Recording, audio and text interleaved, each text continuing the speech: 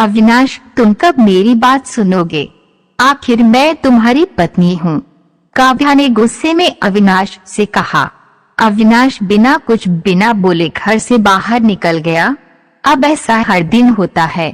काव्या अपनी सास सुलोचना जी की बहुत इज्जत करती थी, लेकिन सुलोचना जी हमेशा उसे नीचा दिखाने की कोशिश में लगी रहती थी। आज भी वही काव्या ने सुबह जल्दी उठकर नाश्ता बनाया। अविनाश को सूजी का हलवा बहुत पसंद था, इसलिए उसने नाश्ते के साथ हलवा भी बनाकर सभी को परोस दिया।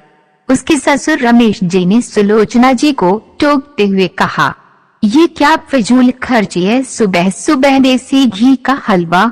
सुलोचना जी ने काव्या को डांटते हुए पूछा, क्यों बहुए, देसी घी क्या तेरे मायके से आया है? माँ जी, वो इन्हें हलवा बहुत पसंद है इसलिए थोड़ा सा बनाया है। ये कहकर काव्या अविनाश की तरफ देख रही थी, शायद वो कुछ बोले। तभी सुलोचना जी ने कहा, मैं सब जानती हूँ, मेरे बेटे का बहाना करके खुद खाने का मन होगा। अविनाश चुपचाप नाश्ता करते रहे। काव्या की आंखों से आंसू छलक गए।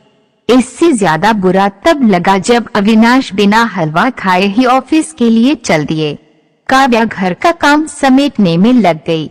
इधर सुलोचना जी बाहर ड्राइंग रूम में बैठकर बड़बड़ाती रहीं। काम करके काव्या अपने कमरे में जाकर रोने लगी। कितनी नाजों से पाला था उसे उसके पापा ने, उसे आज भी याद है।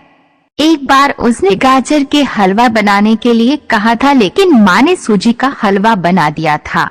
पापा को जब ये पता लगा तो वे तुरंत बाजार गए, वहाँ से ढेर सारा गाजर का हलवा लाए थे और उस दिन बिना कहे 2-3 दिन में गाजर का हलवा बनने लगा।